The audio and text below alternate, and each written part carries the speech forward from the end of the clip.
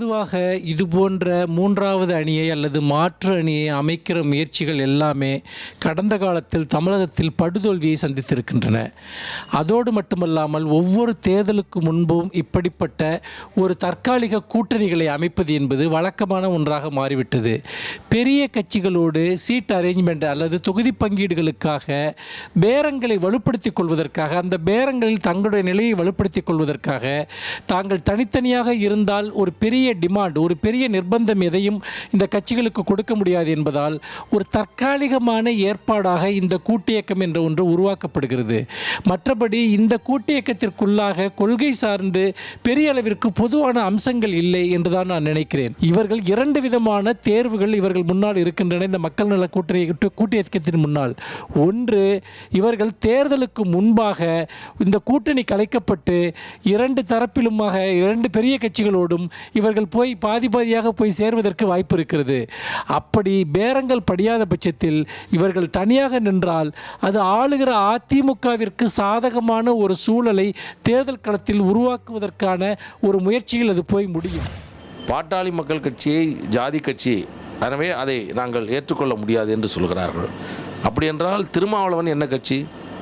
பாட்டாளி மக்கள் கட்சியை பொறுத்தவரையில் முன்னாள் அமைச்சர்கள், முன்னாள் நாடாளுமன்ற உறுப்பினர்கள், சட்டமன்ற உறுப்பினர்கள் எடுத்துக்கொண்டால் எல்லா சமுதாயத்தை சார்ந்தவர்களும் இருக்கிறார்கள், தாழ்த்தப்பட்ட சமுதாயத்தை சார்ந்தவர்கள் இருக்கிறார்கள். அந்த கட்சியில் இன்றைக்கு இருக்கக்கூடியவர்கள் எல்லோரும் தாழ்த்தப்பட்ட சமுதாயத்தை சார்ந்தவர்களாக இருக்கின்ற பொழுது அந்த சமுதாயத்திற்காக பாடுபடக்கூடிய ஒரு கட்சியாக தன்னை வெளிப்படுத்தி கொண்டிருக்கக்கூடிய கட்சியை பக்கத்தில் வைத்துக்கொண்டு பாட்டாளி மக்கள் கட்சியை ஒரு சாதி ரீதியான கட்சி என்று அவர்கள் வரையறுப்பதிலிருந்தே ஒரு பொருள் எண்ணப்படுகிறது என்று சொன்னால், திமுக அதிமுகவுக்கு மாற்றாக பாட்டாளி மக்கள் கட்சி முதலில் குரல் கொடுத்தது. அந்த எண்ணத்தை தமிழகத்தில் மக்களிடம் எடுத்து சென்றது.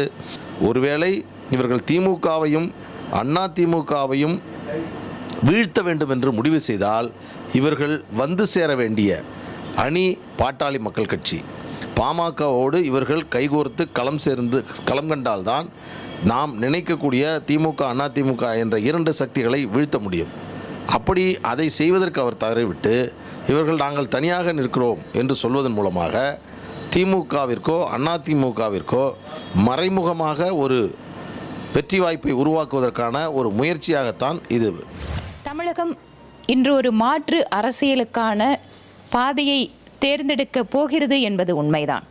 ஏனென்றால் கடந்த 50 ஆண்டுகளுக்கு மேலாக திராவிட கட்சிகளுடைய ஆட்சியினால் பாதிப்படைந்திருக்கக்கூடிய மக்கள் ஒரு மாற்றத்தை விரும்புகிறார்கள். அந்த மாற்றம் என்பது மக்கள் நல கூட்டணியாக இருக்க முடியாது.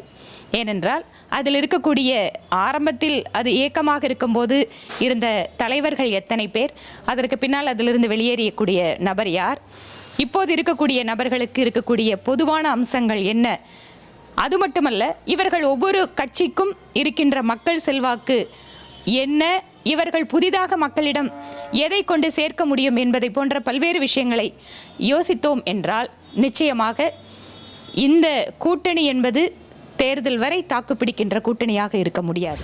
இந்த கூட்டணி இந்த தேர்தலுக்கு அறிவிக்கப்பட்டிருக்கிறது. ஆனால் தேர்தல் வரைக்கும் தாக்குப்பிடிக்குமா என்கிற சந்தேகம் பலரால் எழுப்பப்படுகிறது.